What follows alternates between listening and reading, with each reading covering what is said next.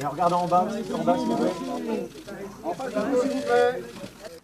J'ai à la fois le privilège, le grand honneur, et puis aussi l'émotion de vous dire que Zinedine Zidane sera donc le prochain sélectionneur de l'équipe de France pour les 4 années qui viennent, qui couvriront à la fois les qualifications de la Ligue des Nations, les qualifications de l'Euro 2028, et puis les qualifications de la Coupe du Monde 2030, qui se déroulera Maroc, Portugal et Espagne.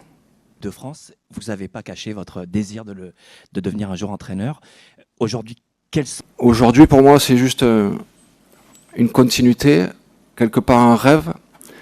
Ce que je peux vous dire, c'est que j'ai eu des propositions pendant ces 4-5 ans où j'ai arrêté pour reprendre un club et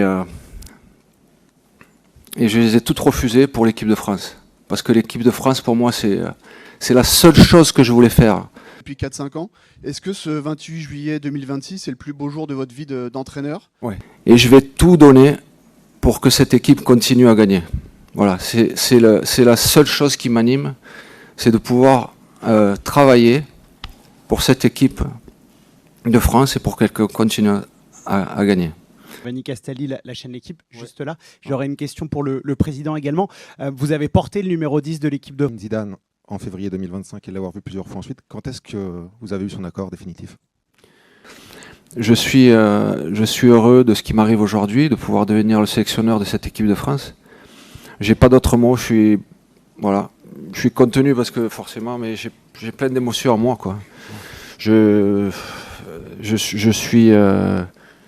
suis prêt pour relever le défi. Voilà. En tous les cas, c'est ce qui m'anime aujourd'hui, de pouvoir travailler auprès de cette équipe de France. Au foot, une première question par rapport à mon collègue et ami Christophe Glaise qui est enfermé en Algérie.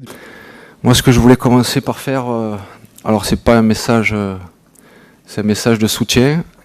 C'est à toutes les personnes, tous les pompiers et tout le monde agricole qui s'occupe de toutes ces personnes qui sont en difficulté aujourd'hui. Voilà, c'est un message de soutien, une grosse pensée pour eux.